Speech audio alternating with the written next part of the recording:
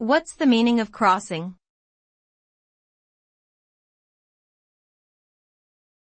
Crossing.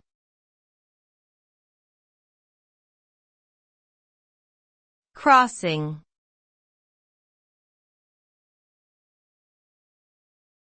Crossing.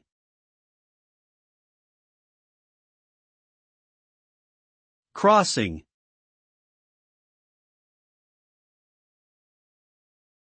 The term crossing can have several meanings depending on the context.